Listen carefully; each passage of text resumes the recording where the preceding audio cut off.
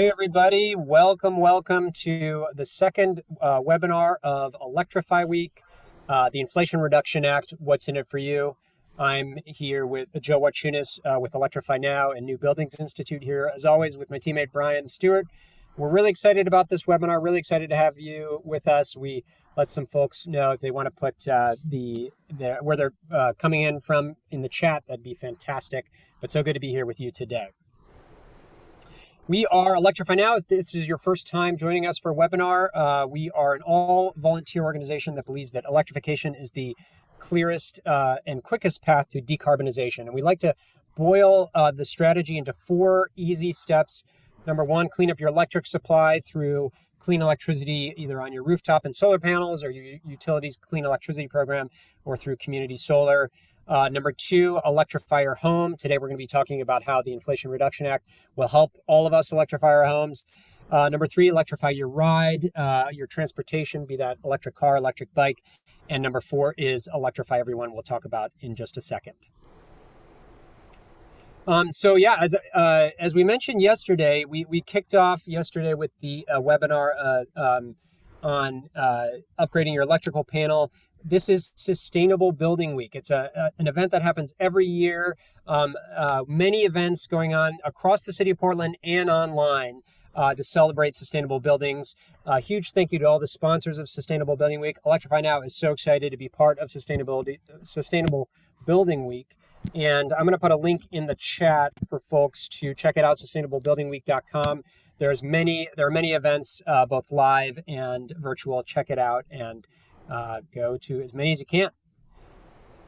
And a huge thank you to folks who have donated to the Electrify Everyone program. I'll put a link in the chat in just a second to that program. We've raised over $500 just in these webinars during Sustainable Building Week alone. Again, everything you donate is donated to the community energy project that runs the Electrify Everyone program. And this is where we replace old gas hot water heaters with new heat pump water heaters in income qualified homes. We've replaced over 50 so far. You save users over $1,500 and you save over 25 tons of CO2. So thanks so much to folks who have donated generously. Huge thanks to our Electrify Coalition. As always, this is over 50 organizations that believe in electrification and want to join with Electrify Now to promote it. If you're interested, please email Brian or I, and there's no cost to joining. And we want to say hi to our newest member, Electrify PDX. Folks, we are really excited about this organization, both for Portland and nationally. I'm going to put a link in the chat, electrifypdx.org. You can, basically this organization has set up a step-by-step process to help you electrify your home with great resources, and you get a sign to show that you are electrifying. So often these are electrification measures that we're taking are kind of invisible in our homes. Well, this is a way to brag about it, to teach your neighbors about it. So check out Electrify PDX. And for those of the folks who are in Portland, you can get a sign. If you're outside of Portland, you can easily adapt this movement to your local area. So please check out Electrify PDX. They're just launching now. Great. And we have some upcoming webinars as we're rounding out our Sustainable Building Week events. Tomorrow, we're so excited about induction cooking with 2 professional chefs. Yes, it'll be focused on commercial kitchens, but there'll be something for everyone at this webinar. Check it out. We're so excited about that. I'll put a link in the chat. And then Thursday, we're going to have, again, 2 amazing guests on how to electrify equitably the Portland Clean Energy Fund and Efficiency Maine to talk about their nation-leading programs. And then, of course, a huge plug to our heat pump water heater manufacturers roundtable. That'll be in a couple weeks as part of Heat Pump Water Heater Day. We're going to have every single manufacturer of heat pump water heaters on that webinar. So really excited about that. I'll put links in the chat. Okay, Brian, talk to us about the Inflation Reduction Act. All right, so why are we talking about this? Well, you may have been hearing from various people who have talked about the potential impacts of this bill. There's a lot of anticipation, and I would say that in general, a lot of people are talking about it as possibly the most important kind of environmental bill that's been passed in the United States in our lifetimes. And here's just a couple of quotes from a few organizations that we really admire, including Rewiring America, who's with us today, with Cora's from Rewiring, and you'll be hearing from them. And they were very involved in kind of creating and crafting and helping to get past this legislation. But they call it the single largest climate investment in American history, which could very well be true. RMI calls it, notes that it will permanently shift the course of both the U.S. economy and the global climate towards a better future. And then National Resources Defense Council says it will create jobs, drive innovation, and strengthen the economy. It will make the country more secure. It provides significant investments for overburdened communities. It will begin to help the U.S. to deliver on its global responsibility to cut climate pollution. So there's a lot of expectations about this. There's a lot of money involved. Obviously, you've probably seen the big numbers. But there's also a lot of confusion, I think, just about what this is really going to mean and how it's going to impact us as individuals or potentially as builders or manufacturers, installers, etc. And so we're going to try to get into a lot of that today from this kind of angle of what's in it for you. And so we're going to be hoping to answer these questions and others. And as Joe said, if you've got questions specifically that you don't think are being answered, please put them in the Q&A. And we'll try to make sure your questions get answered. But we're going to talk about this in terms of, from a homeowner's perspective, what kind of home improvements will be covered. And also from a new building construction standpoint, what will the impacts be? And then how is this appliance rebate program structured? Because there's some really interesting dimensions of this, again, that can be a little bit confusing, but that include some upfront rebate programs. And then what are the income qualifications for rebates and tax incentives? And when do we expect that all this is going to be available and starting to really take effect? And then from the manufacturing side, how will the IRA and potentially even the Defense Production Act, how will that stimulate industry investments in all these renewable energy solutions that we're talking about? We'll probably focus a lot on heat pumps and that sort of thing today, but think of this as a subset of the clean energy technologies that are all really critical for transforming our energy systems to clean renewables. And then how will the IRA impact manufacturing of heat pumps and other products? So we really want to dive into some of the supply chain issues that this might impact. And hopefully through all of these things, we'll have a kind of a better sense of what to expect this hugely important bill will do for the future of those of us who are really interested in this and concerned about this clean energy transition. All right, so I want to introduce we have amazing panelists today. First of all, we've got Cora Wyant. She's a research associate at Rewiring America, and I mentioned rewiring was really at the center of a lot of the development of this bill. She's conducting research and analysis to enable rapid electrification of everything in the economy. Prior to rewiring, she completed her PhD in physics at Caltech, where she studied new materials for ultra-thin solar cells and carbon capture technologies. So she's smart. And we've had her on our program a couple times, so we're really thankful for her because she's super knowledgeable about this IRA topic, as you will see. We also have two representatives from Mitsubishi Electric. Dana Fisher, he's the director of regulatory strategy at Mitsubishi Electric, and he engages with everyone from individual homeowners to utilities and industry organizations, right up to the U.S. Secretary of Energy, about the transformative power of cold climate heat pumps. Right on, we're a fan. Previously, he was the program manager of the Home Energy Savings Program at Efficiency Maine, which, by the way, is going to be one of our guests on an upcoming webinar we have on equity later in the week. And there at Efficiency Maine, he was helping establish residential rebate and loan programs for weatherization, conventional heating systems, and heat pumps. And then we also have Sean Lamont. He's the performance construction manager at Mitsubishi Electric. He's focused on efficient cooling and heating systems for residential new construction.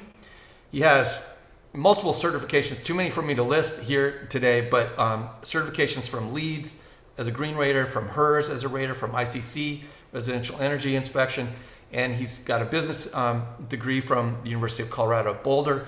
He's got loads of experience, 25 years in residential building industry with small and large companies, nonprofits, and volunteer work. So real good perspective, kind of more at the front line, so to speak, of how these things all get put in to affect the way our buildings and our homes are heated and the comfort, et cetera, that we get out of these systems. So I think we got a really great setup of panelists here, and thank you all for joining us today. And with that, I'm going to turn it over to Cora. Awesome. Thanks, Brian. Get my screen up here.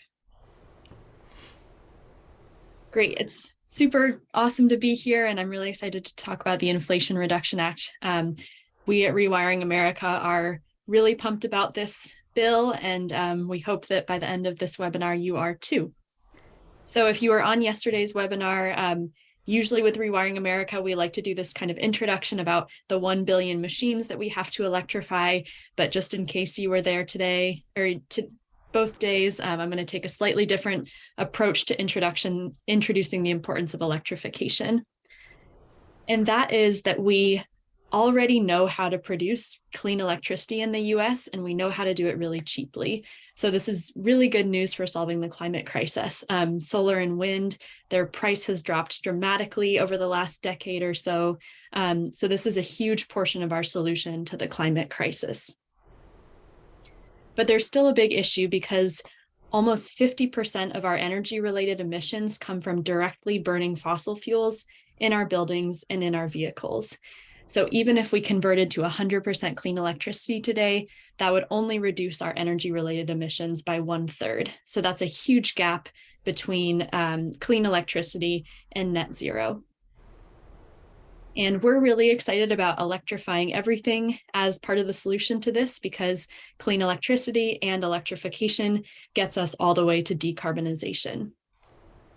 And if we do those two things, if we switch to clean electricity and we electrify our buildings and vehicles, that reduces a full 80% of our energy-related emissions. So that's huge. That gets us a lot of the way there.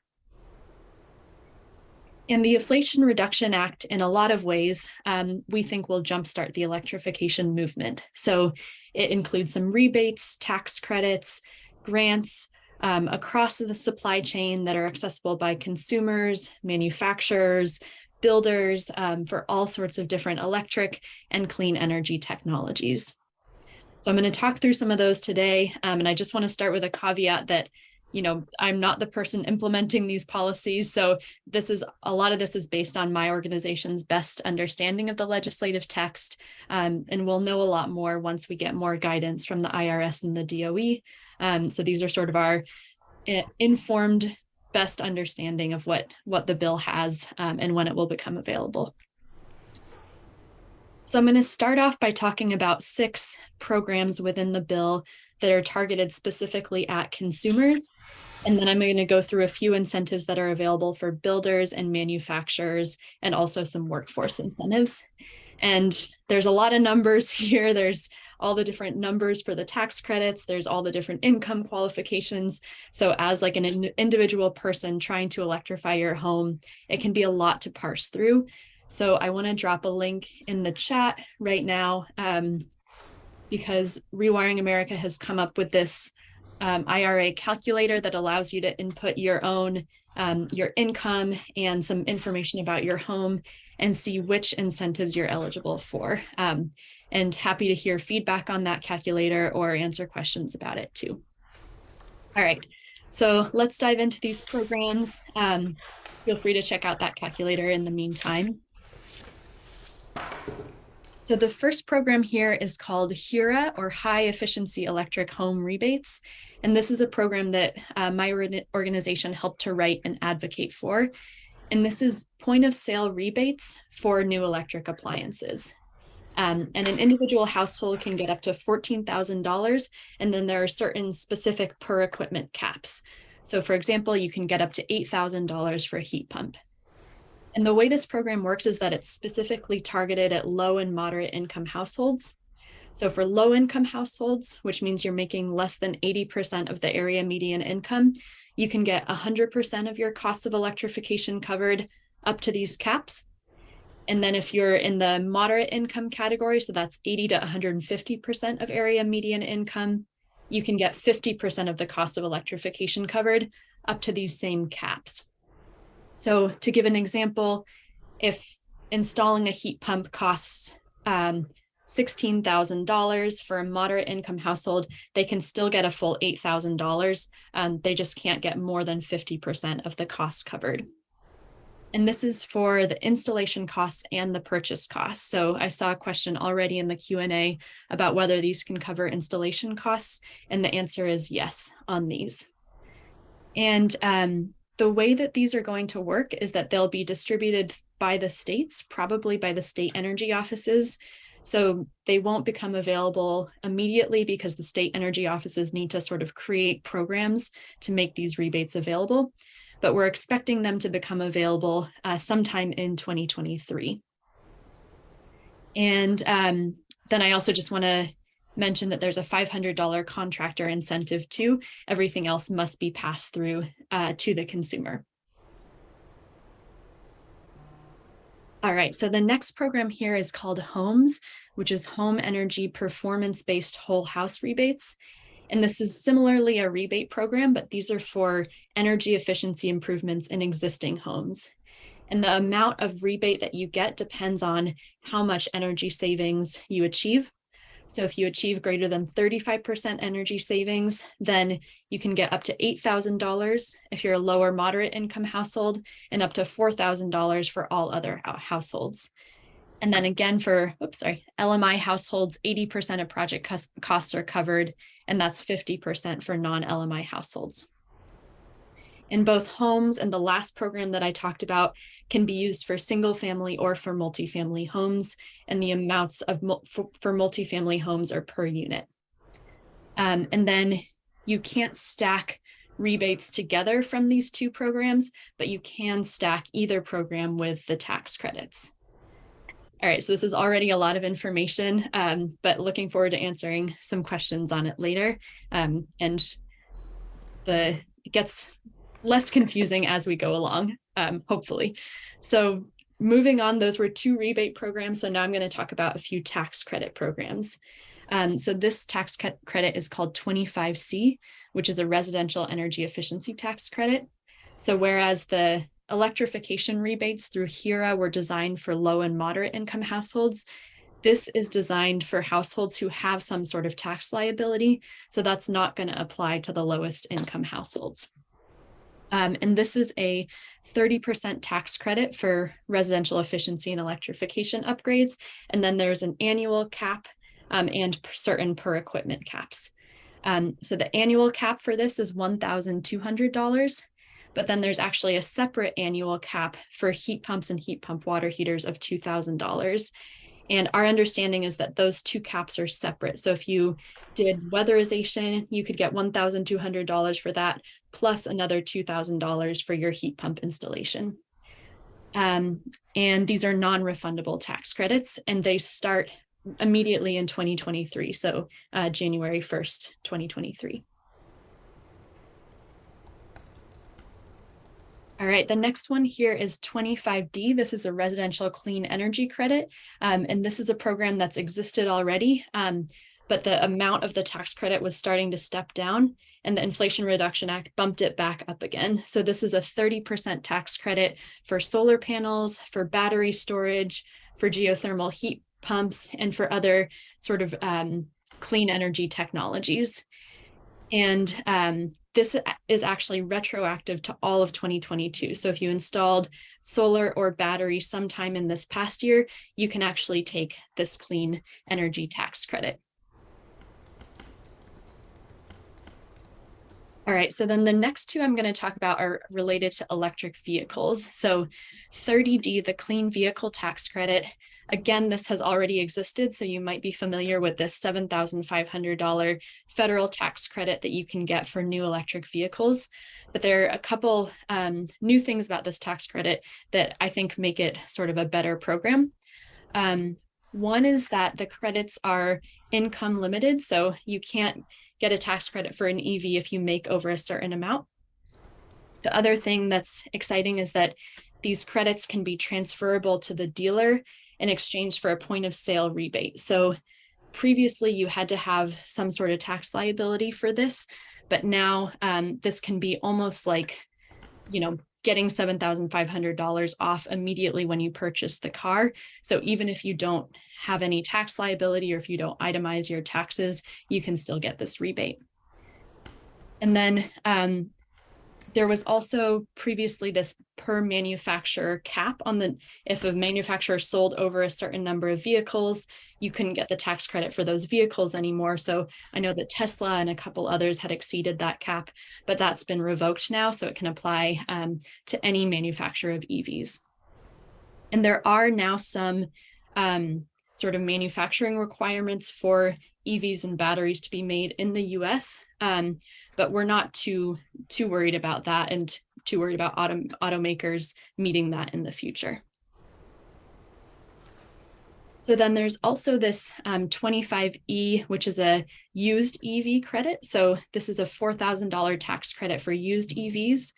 Again, it has certain income limits, but those are different from the new EV income limits. And again, the credits can be transferable for a point of sale rebate. And then I will also mention that there's a tax credit for EV charging facilities for rural and low income communities. But that applies basically if your census tract or if the local area around where you live is either rural or low income and doesn't apply otherwise, but it's 30% if you do meet those criteria. So that was kind of a breeze through of the consumer incentives within the Inflation Reduction Act. And now I want to go through a few incentives that apply to other specific communities, so workforce, manufacturers, and builders. So for the workforce incentives, as part of that home's energy efficiency program, there's $200 million included within that for states to develop a workforce training program. So this is training and education for contractors who are involved in energy efficiency or electrification upgrades. And this is super important because, we were just talking before this call started about in some areas that there's a lack of installers or contractors to do these electrification upgrades. So we hope that this will help. And then I already mentioned that through HERA, which is those electrification rebates, there's a $500 installer incentive that doesn't have to be passed through to the household, unlike all the other incentives.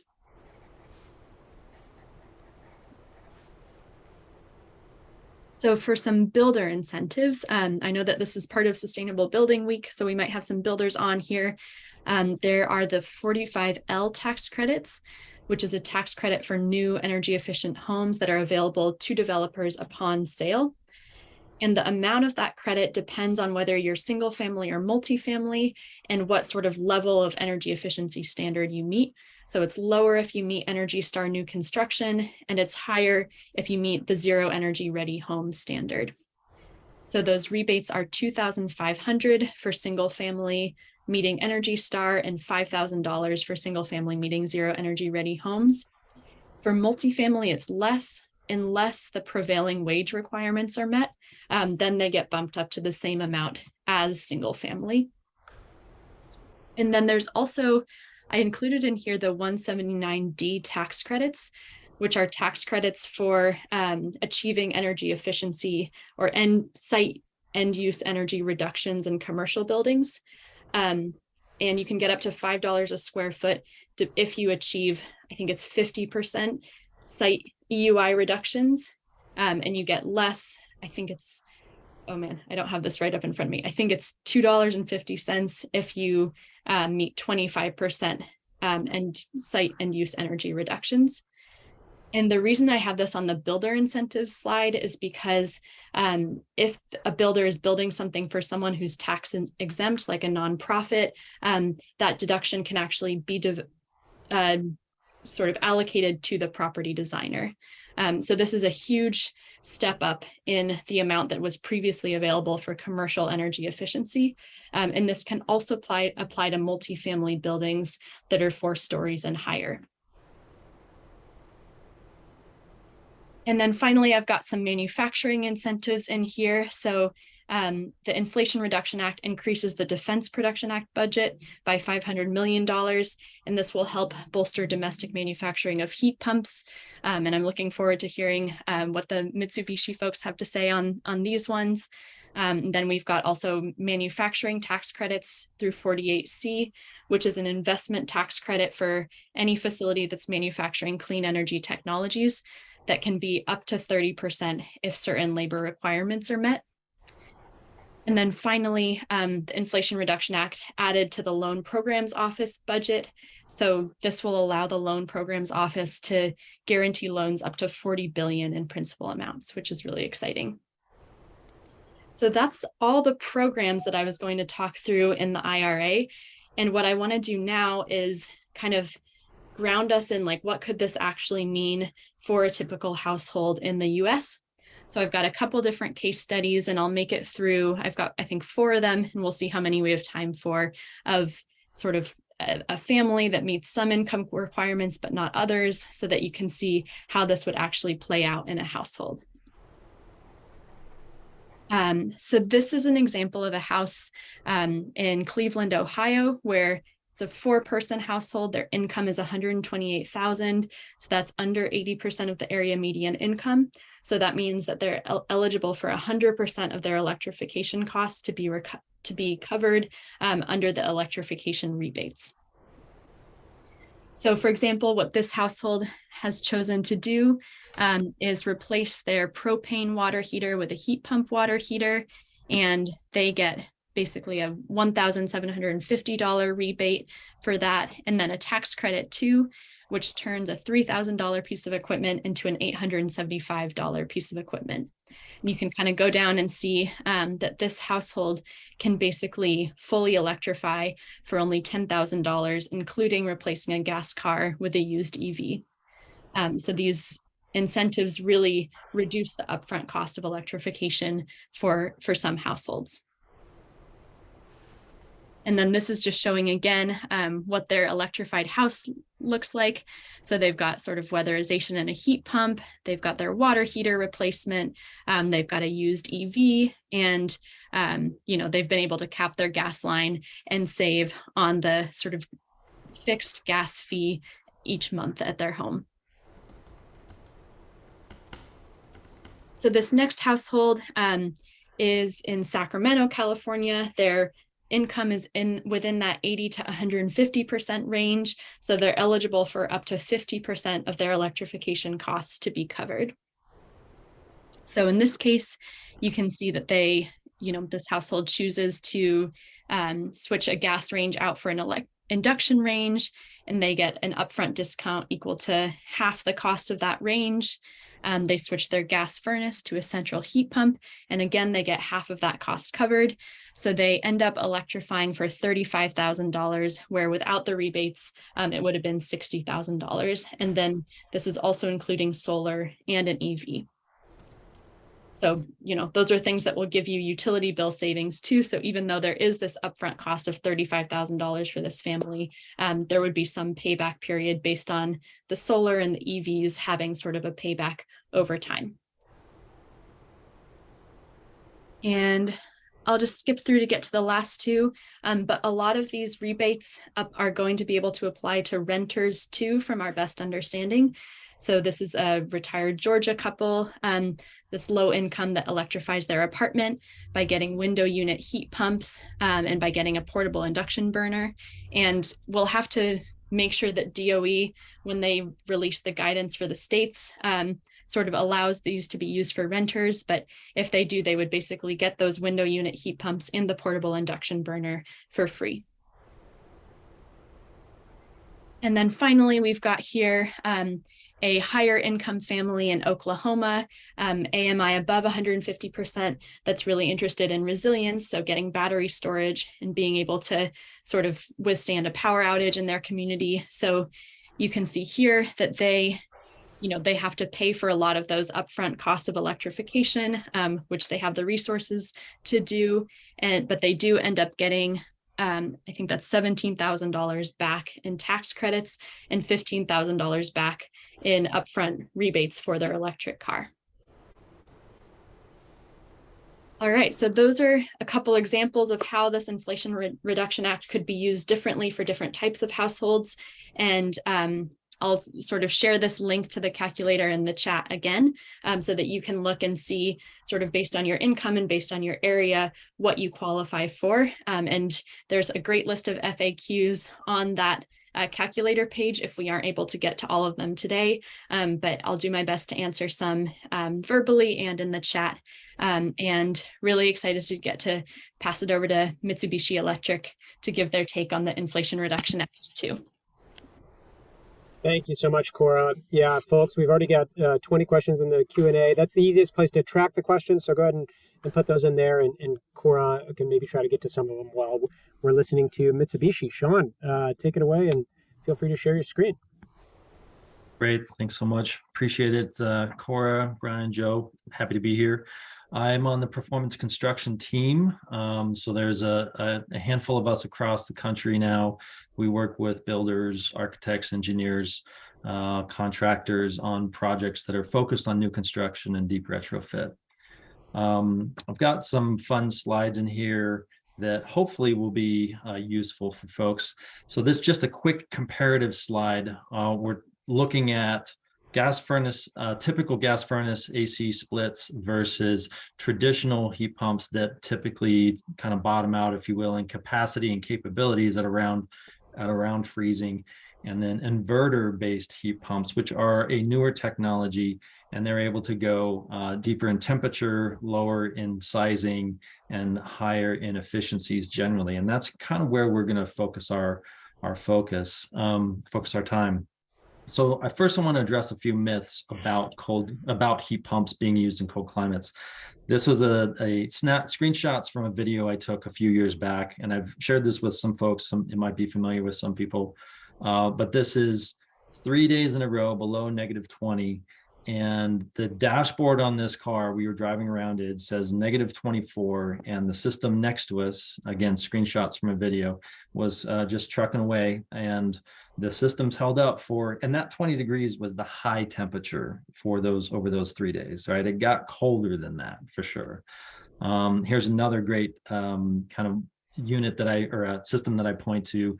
This was installed in Snowmass ski area at the top of the Elk, shucks, I'm going to get it wrong now, top of the ski area, and it replaced electric resistance heating for this 2,000 square foot ski patrol hut. And we were, it was a test, it's a field test to see how this system did. But the answer is do the math, figure it out, and it will do the job that you're designing it for as long as the math is correct. Some cold climate best practices. I'm not going to go through all of these. These are here for kind of quick reference. And there is a little link down there. I kind of customized that link a little bit to our cold climate installation guidelines around, okay, we've got a lot of homes, a lot of population where it is cold. Let's put our best foot forward for these heat pumps to do their job in these cold climates. Now, stepping back away from the cold climate a bit and thinking about that variable capacity system, the rest of the world has adopted these types of systems drastically faster than we have. They've been in place for 50 plus years in many places. That 13% for North America, though, is increasing rapidly, and that's where a lot of these manufacturers are seeing the big growth opportunity, if you will, in international sales for this type of variable capacity heat pump technology, both domestic and international equipment. But looking at the AHRI sales, this is American Heating and Refrigeration Institute sales. They are the ones that kind of track certifications of equipment. And they do the energy guides that you've seen out there in the world. And they also track sales of equipment. What I want to point out is that heat pumps are now outselling furnaces, right? So that's something that's surprising to a lot of people. There are some nuances in those numbers, but the bottom line is when you look at the amount of outdoor units that are being sold in the United States for heat pumps versus furnaces, furnaces are now falling behind.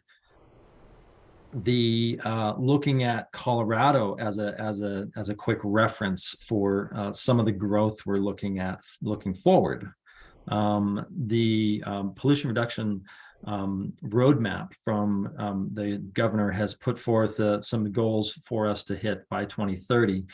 So what we're looking at here, there's a lot of numbers in here. I apologize for the eye chart, but looking at a 22% growth through the end of the decade, that puts us at almost 600%, 590% growth increases, annual growth rate compounded, if you will.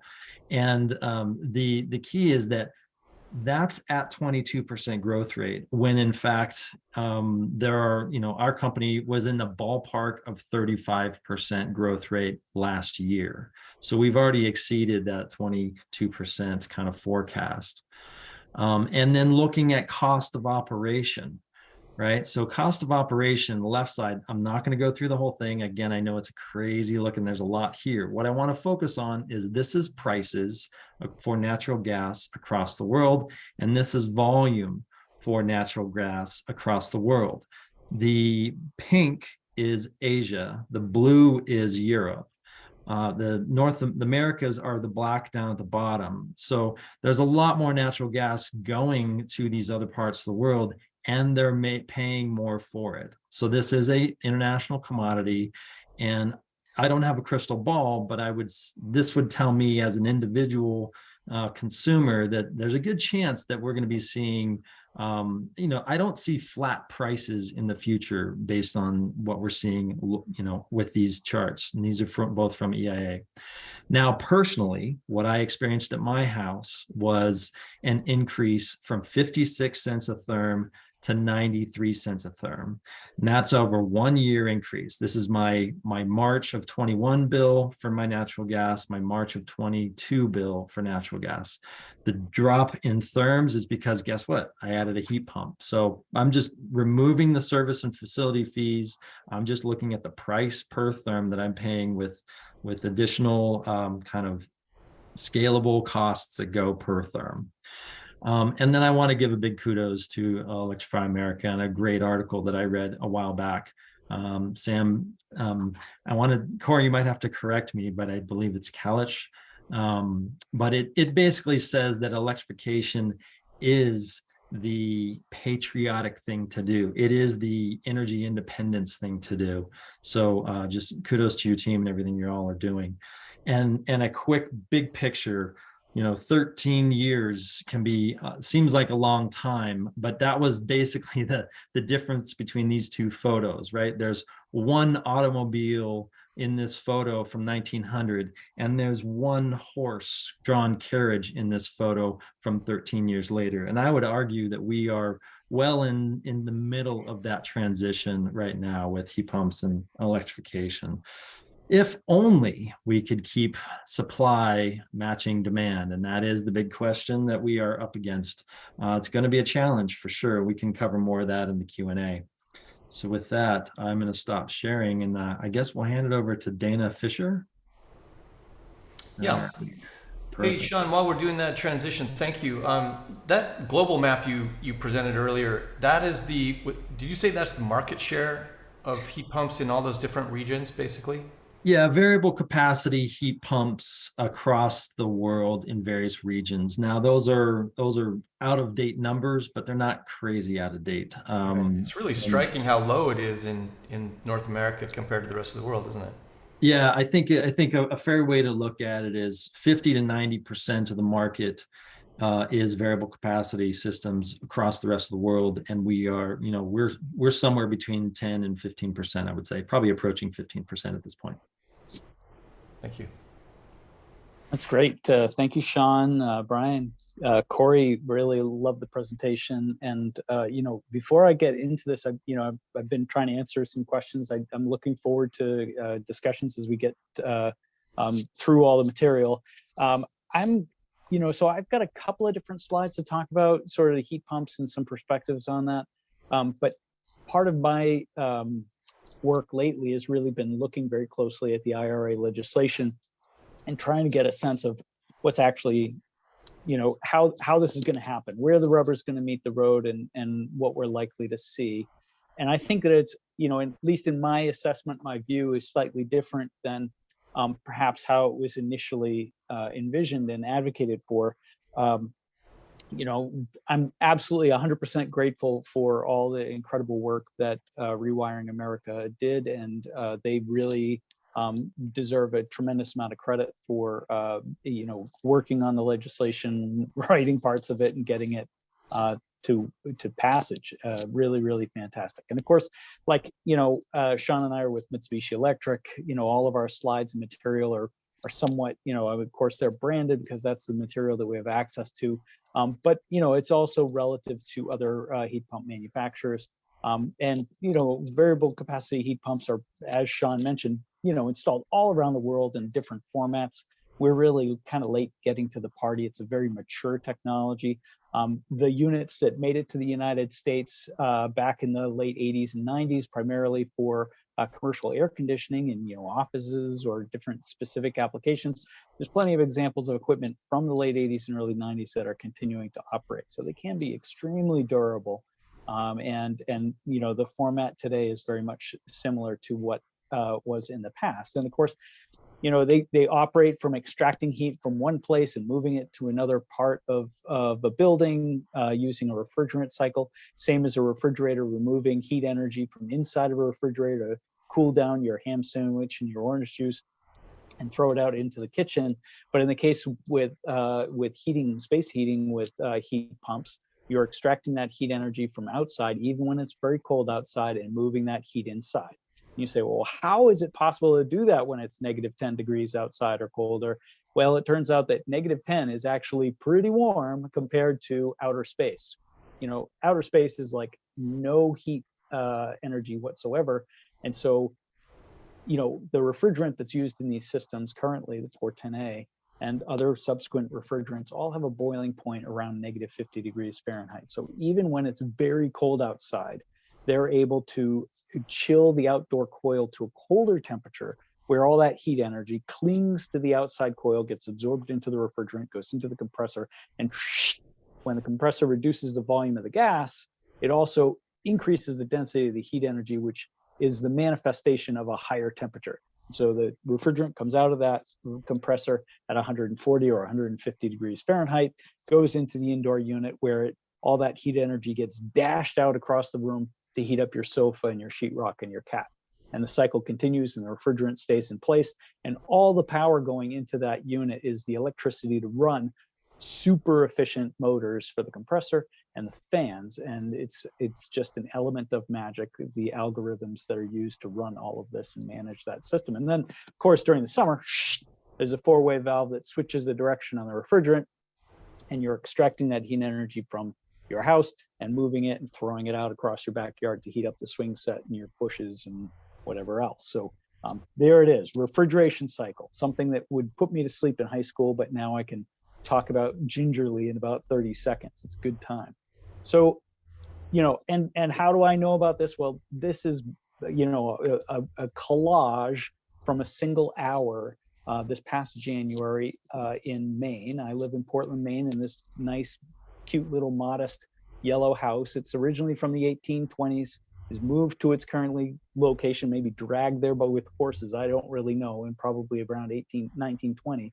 I've done some improvements to it, but it's by no means a high performance home. I have two 1-ton heat pumps in my house. That was my only source of heat for the entire winter. And last January was one of the coldest winters in the last 14 years in Maine. And so on this particular day, it was 2 degrees Fahrenheit and blowing nearly 30-mile-an-hour gusts with a wind chill of negative 15. And if you look at the green chart down at the bottom there, that's the electric profile of usage over the course of that day. And so even at the coldest part of the day, 6, 7, 8 o'clock in the morning, the most that my combined two heat pumps were drawing was around 3,000 watts. So for people that are like, oh my gosh, we're going to crash the grid, or how much electricity, or how much, they really don't use nearly as much energy as you might think. They're extremely efficient.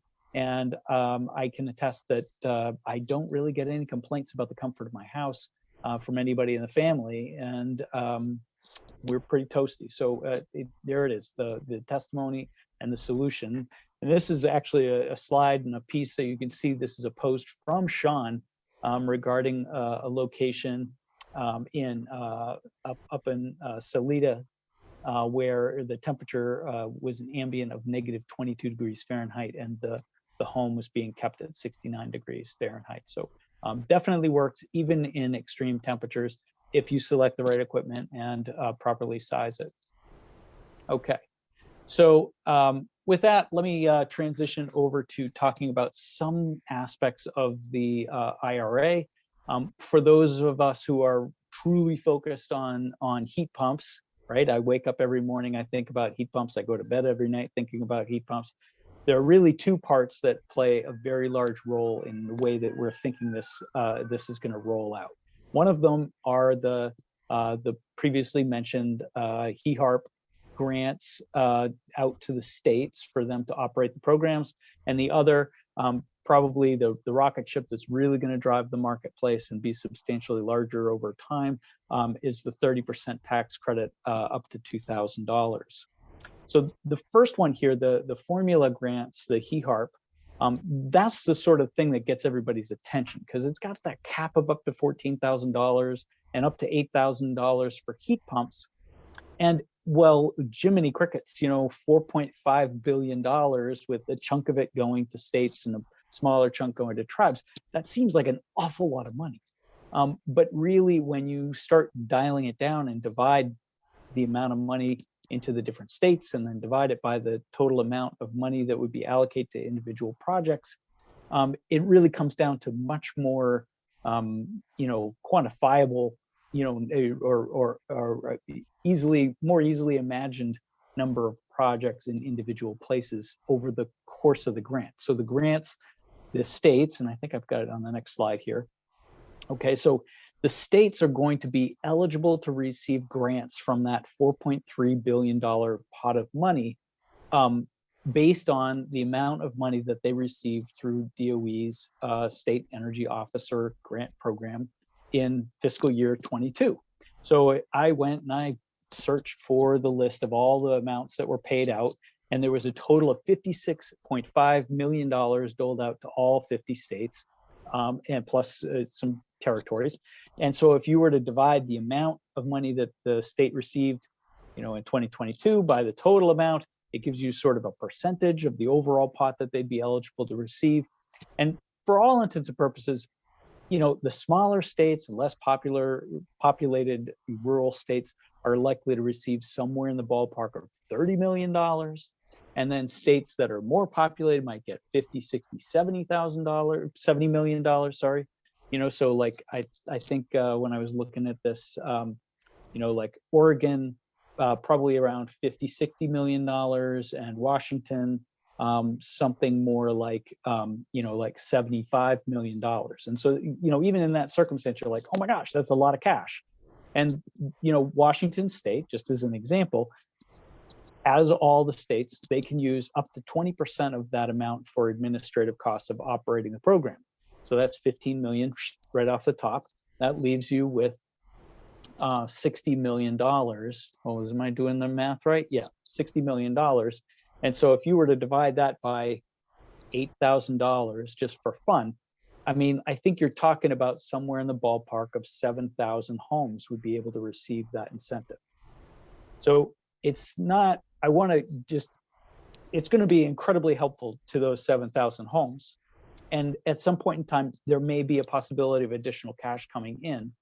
But when the states initiate their programs, if they just open the door and say the first 7,000 homes in the door are going to get $8,000, it's going to create a lot of problems, especially, for low income, especially where they're limited on only being able to spend up to 20% of the total pot on administrative costs, which isn't a whole lot. So Dana, sorry to interrupt, but did you say that Yep. are we talking about an annual scenario here, or is No. that the total over the life of the program? That's the total over the life of the program. I mean, it is, like, hypothetically, it's possible that, Congress could pass additional legislation to incorporate funds for these programs, just as they can do anytime. But as it is right now, this historic bill, which allocated historic quantities of cash to energy efficiency and upgrades, it's over a 10-year period that these funds would be out there. Now, the states can take all that money in year one, it gets earmarked to them when they put in their request for it. DOE sets that aside, and they'll be able to spend it over a couple of years. So DOE has not yet issued guidance. It's probably going to be at least March or April before DOE issues guidance to the states. And in keeping with the way that DOE has worked with state energy offices in the past, it's unlikely that they would create very much in the way of restriction from the way that the states can run the program within the state law. Now, while the state law says you can have a maximum of $8,000 and it can go to low and moderate income households, it's entirely within the state's discretion, or likely to be within the state's discretion, to say, you know what, we're only going to get 3, 4, 5, 6, 7,000 homes that we can address their HVAC needs. We're going to take existing low-income programs that identify people in low-income circumstances, and we're going to allocate those funds and go and make improvements in those houses. There's no requirement that the states set up a program that provides the maximums that are there, nor is there anything in the law that requires states to open it up as a public program. So, like, I'm anticipating a lot of states that already have HVAC programs for low and moderate programs. They're going to, maybe they'll have to make some changes to those programs, but they're very likely to fold those dollars for key harp into those programs and help a lot of people that have a tremendous energy burden and need a lot of help. So that could help them to reduce some of their administrative costs by leveraging programs that already exist potentially, so that That's more right. money goes to electrification and less to overhead. It's very rare to have a state program that is administered for less than 20% of utilities. They're almost entirely definitely over 20%. So, and that's even without doing any income screening.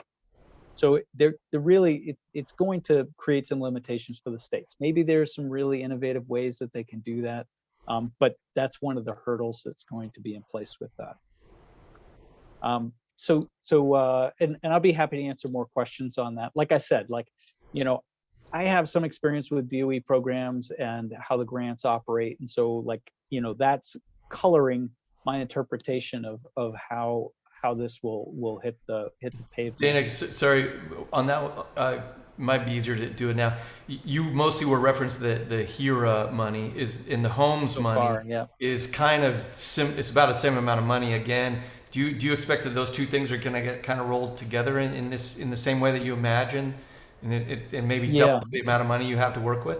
Well, I think that those two programs, the two programs may be kept separately, but in the case of the Homes Act, a similar amount of money, another $4.5 billion thereabouts.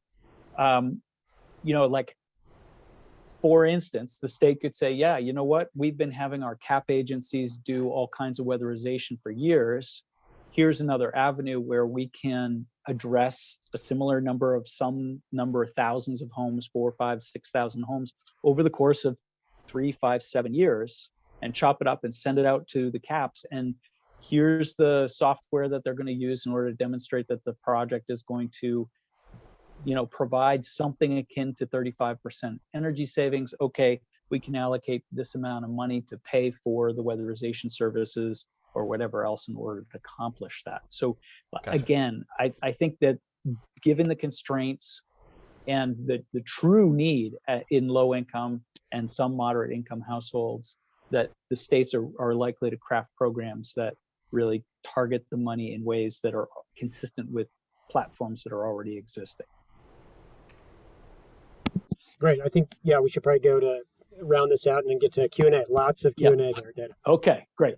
So that's a lot of complication, as Cora mentioned. There's a lot of complication involved in that whole piece. The 25C tax credit, it extended the prior year's existing rebate levels, like up to $500 cap, through this current tax year. So for installations that occur after January 1st, that's where the 30% up to $2,000 comes into play for heat pumps, heat pump water heaters, and pellet stoves and boilers. Now that $2,000 is separate, and I mean, like, there's IRS guidance that's still coming out that, you know, could alter or clarify, but at this point in time, it appears that it's additive. So you can get up to $1,200 on doing conventional things like windows and doors and weather stripping and that sort of thing, and then $2,000 up to $2,000, 30% up to $2,000 for heat pumps, heat pump water heaters, and pellet related heating appliance. Dana, real quick, we just as we're on this, we've gotten so many questions about the how this is retroactive. Could you put a fine point on that and let us know the technologies that received these tax credits before are going to be able to get them from 2022? Yeah, could you explain that? Okay, so within the law, and here again, like, the IRS is finalizing their guidance on it. They've sent it out for public comment, but this is consistent with what they've put forward for public comment. It's the generally accepted interpretation, not final. But the tax credit did a couple of things to the dates. It extended the tax credits that were available in 2021 into 2022 for, you know, this 25C tax credit. So prior, you could get, you know, 10% up to $500 and limits of like $300 on heat pumps, that sort of thing. And it was that was the lifetime limit. And they extended that through this current year. So if you did any of those installations and you hadn't received the maximum $500 credit prior to this, you'll be able to claim those small little rebate amounts on this coming year's tax bill. Now, starting January 1st, 2023, that lifetime cap goes away for any installations that occur after January 1st, 2023.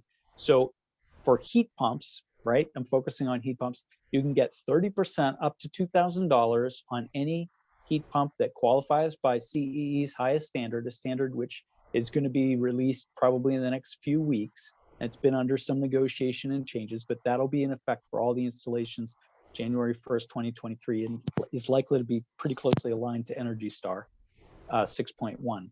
And one of the other things that's interesting about the credit is that'll be effect, that 30% up to $2,000 will be effect, you know, starting in 2023, but a homeowner would be able to receive a 30% up to $2,000 tax credit for any products installed in any year over the next decade.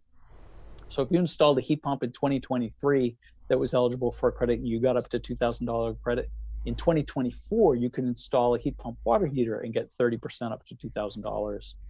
So, you know, it's capped at 2,000 across that entire range of technologies per year as an income tax credit. But it doesn't carry forward from, I know that's one of the questions that was out there. If you can't claim the credit all in one year, it does not carry forward into the next year. It's a $2,000 tax credit up to the maximum amount of your liability in that tax year. Okay. And I know we've got more questions. So let me just, you know, I'll round it out. Cora already kind of touched on all of these different pieces, so I'm not going to spend too much time with it. There was, you know, I saw some questions in the chat around landlords and whatever. Like, the 25C tax credit is really about personal individual income tax credits. So if it's a circumstance where they'd be able to receive a personal income tax credit for that, okay, that's great. But if it's really like a commercial enterprise, that gets more towards the 179. Dana, sorry, I know. I mean, this is great. So I loved the way you kind of boiled down or gave us some idea at a state level, like how many homes between the HERA Act and the Homes Act. We got some rough idea. We're talking about thousands of homes, not tens of thousands of homes are going to be affected from that money. Nationally, if you took that full amount and went through that formula, we're talking about 400,000 to 500,000 homes. I mean, if you're in that sort of like $8,000 to $10,000 per home average. Right. And so did you do a similar kind of analysis on the tax credit side? I mean, how many homes do we think might actually get a significant benefit? Obviously, there's going to be a difference in the amount of money that's available, blah, blah, blah. But well, actually, that's a great point. And that's actually why I think the tax credit is really the big mover for electrification, is that there's no limit on how many people can take advantage of that over the 10-year period. And so I don't know, it's likely that there's going to be tens of billions, if not more than $100 billion of tax credits issued over the course of the 10-year period, depending on how quickly electrification takes off. So it's like, we got, 4.3, 4.3, and then like an unlimited cap, with the $2,000 tax Oh, credit. okay. So there isn't a cap on the tax incentive piece. So That's right. just to maybe summarize, Dana, it's unlikely that folks might qualify for the HERA or homes program. Some folks will, but we're talking maybe 500,000 homes. But everybody will be able to benefit from the tax credits if they have tax liability. That's right. That's right. So I mean, like, and that I don't want to minimize it. That 400,000 to 500,000 homes that are going to be able to, or so. I mean, like, it's going to be dramatic. It's going to make a huge impact on their lives. It's going to lower their energy burden. It's going to reduce the carbon emissions. It's fantastic, and it's going to, in so many states that don't currently have programs, it's going to enable them to get the ball rolling. It's really, these are the kinds of things that make a difference. I mean, my experience from the ARA era back in 2010, 11, 12, like, so many programs, so many states didn't have any weatherization going on at all. And that work, those grants that occurred at that time, transitioned into further things and a development of workforce and everything. So it really, this is important stuff. Great.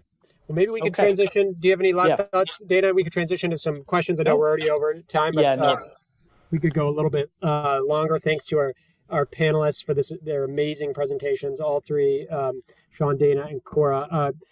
Brian, do you have a question to kick us off?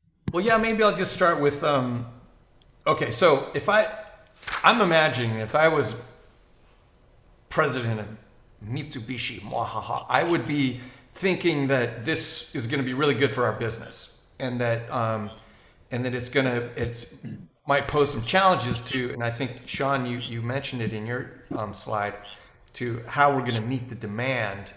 But I guess I'm curious if you guys could comment on that, and also if the Defense Production Act also has something in there for you to kind of deal with this kind of what we would hope to be is a real ramping up. Like, I've been tracking those AHRI numbers myself, and I was super excited to see that crossover happen that you mentioned earlier this year. But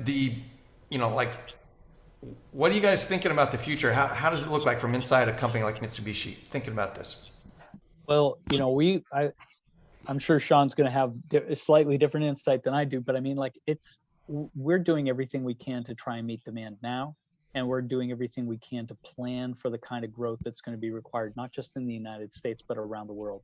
And it's not really a question of like, how are we going to meet sales goals next year? It's like, how do we double and triple our factory capacity in order to meet these objectives? So, like, we're all in. And there are people waking up every day to try and figure out how to accomplish these things. It doesn't happen overnight. It's a lot of work to make those kind of massive changes in the marketplace occur. And of course, it doesn't happen in a vacuum. We need to have it be sustained growth in order to justify those investments. So it's tricky. And of course, that's where the DPA, the Defense Production Act, potentially comes into play. DOE has not yet released guidance on how they want people to participate in that.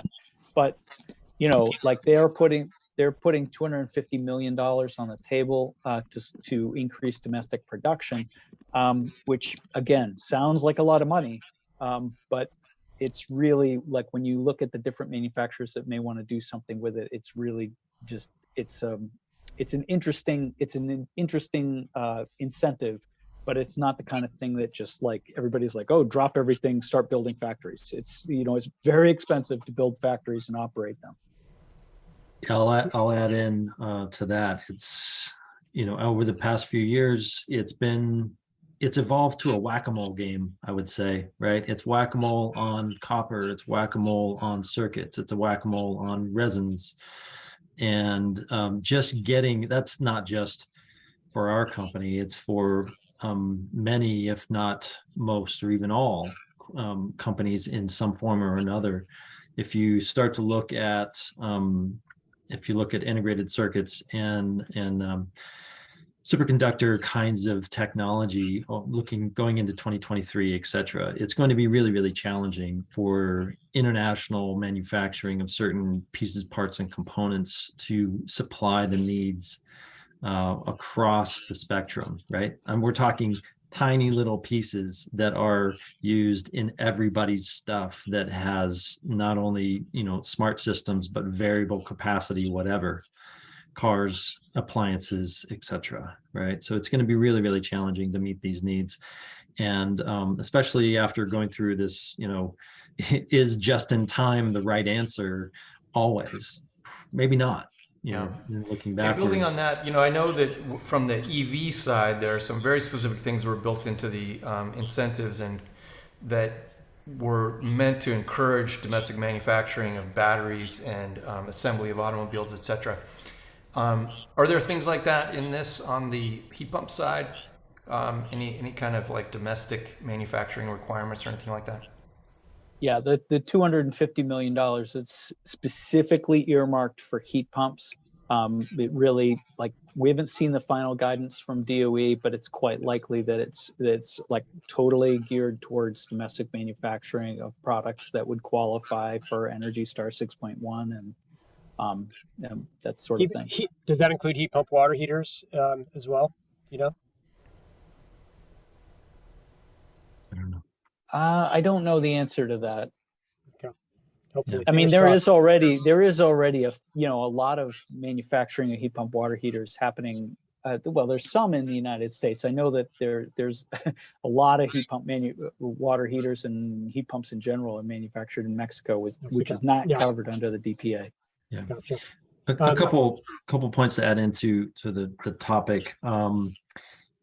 What used to be 10 cents on the dollar or some small percentage of the dollar cost to manufacture something in Asia is not the case necessarily anymore. That's dramatically shifted over time with socioeconomic changes in Asia. That said, I think there's definitely going to be, and I'm supportive of whatever, North American movements we can have towards manufacturing. And that, I think that will also include, whether it be manufactured in, the term I know of, growing up in San Diego and Arizona is maquiladoras across the, around the border, right? So there are free trade agreements that come into play there. And I think that those are, for better or for worse, they're important for price positioning for the costs that consumers pay in the United States. And, these are definite real cost concerns, and how complex something gets, has a direct impact on the cost people pay. Awesome. Well, great. So Cora has been, generously answering lots of questions in the Q&A. Cora, I wanted to see, did anything jump out of you? Any themes that you've been seeing from folks wanting to know about? Sure. Yeah, I think a couple. One is there's been a lot of back and forth about how do you calculate your area median income. And I think that's still left up to DOE guidance. The source that we've been using is from HUD, the U.S. Department of Housing and Urban Development. So if you go to that calculator link I sent you, that's how it's going to calculate your area median income. And AMI changes based on how many people are in your household. So that might be the source of some of the discrepancies that people are seeing. But I'll drop that link for the HUD source in the chat again. And then the other series of questions I saw was around people who had either just electrified and were wondering if they could benefit, or people who had planned electrification and were wondering if they should wait. For people who just electrified, my best understanding is that the rebates and the tax credits will not be retroactive. So I think, you've done a good thing for the environment, for your home, for your comfort, for the grid. But I don't think you'll be able to access the IRA rebates. If you have planned to electrify in the near future, this is a really tough one, and I've heard sort of different things on this. I am also concerned about what Dana was talking about a little bit, with like a sudden spike in demand for heat pumps with these rebates. So I think I would probably recommend going through with your electrification plans rather than waiting for the rebates to come out.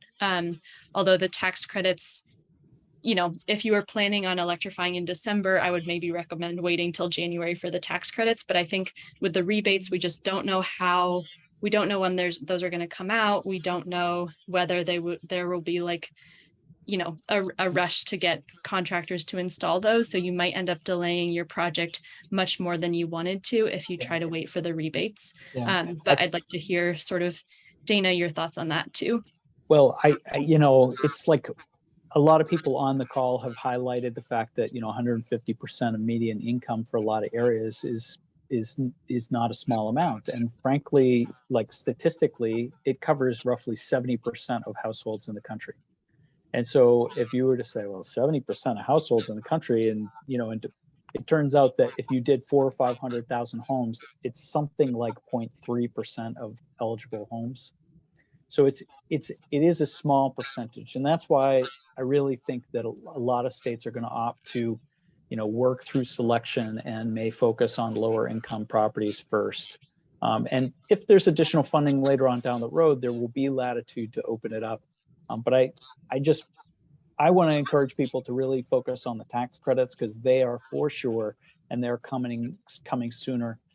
It's quite likely that most state programs, rebate programs, in whatever format they show up, will not actually launch until perhaps even next fall. And just so I understand that well, so if you're the first part of that question, if you bought, say, a heat pump water heater this year, you won't qualify for the IRA tax credits that start next year, but there's this retroactive, up to $300 tax credit for 2022. Yeah, that's on heat pumps. I'm not sure. I'd have to remember what it is for heat pump water heaters. Yeah, it was $300 also. It expired at the end of 2021, but you're saying that one if that one got extended, it would be another $300, which is good. Yeah. Yeah. But it's not as much as what is coming. I mean, I think for most people, if you're just now planning your electrification project, it's likely you wouldn't get installed till very late this year or early next year anyway. So you're probably okay. So the people who are in process, those are the folks who probably might miss out on some of the benefits of this. But like you say, Cora, I mean, if you delay now, you're likely to get into a long queue, which we would hope would be the case. But there's probably going to be some herky-jerky supply-demand problems. I would estimate that really start to hit in the beginning of next year, I would guess, in terms of time of the workforce to be able to do this, and then all the equipment that's needed. And we're also doing our best to work on some of those workforce and manufacturing issues, and I know that Mitsubishi is too. So there are people trying to make sure that doesn't happen, but it's definitely a possibility. Yeah. Yeah, I'd love for a little. That was my question, was going to be about the workforce part of this, because I think we're all familiar with the problem that there probably aren't enough installers to do this work. If you really start to scale it up, and that becomes more acute when you get outside of urban areas, is what is my experience here in Oregon, at least. And so, can you guys just comment on what you see that you're excited about from a workforce development part with this bill? Yeah. Or do you want to start us off there? I'll jump off. Oh, okay. Sorry, Cord, go ahead, please. Oh no, go for it, Sean. It's all good. Now that I'm muted. Yeah, I have to underscore, double underline the points around workforce development. It is the issue. When you look at how stuff is priced and paid for, et cetera, those are really hard jobs to do. They're dirty jobs, they're important jobs, critical jobs. And while there are many, many amazing installers out there, we need many, many more of them. And so whether, this funding that's coming down for workforce that's been talked about, please, just a message to everybody in every market, please reinforce every message that you can hear and forward on around getting people into workforce, whether it be through trade schools, whether it be through community colleges, whether it be for students that are in high school that struggle with the typical learning track and the curriculum that are offered to them in high school. Look at some hands-on, learning that could be very, very rewarding careers out there. I mean, listen, those big fancy 70, 80, $90,000 trucks don't buy themselves, right? These are really good careers. And if you can handle a little, getting your hands dirty, but thinking through problems, solving problems and puzzles in a very real way for people, and being delivering happy, literally something that makes someone so happy in the most important place in their life, it can be a critical thing. So sorry, a bit of a soapbox there. Oh, thank you. We love the soapbox. Thanks, Sean. I know we're coming up on time here. There's a couple last quick questions. Maybe we can do a really quick rapid fire. Are the IRA tax credits and rebates only for the primary residence, or do secondary residences qualify?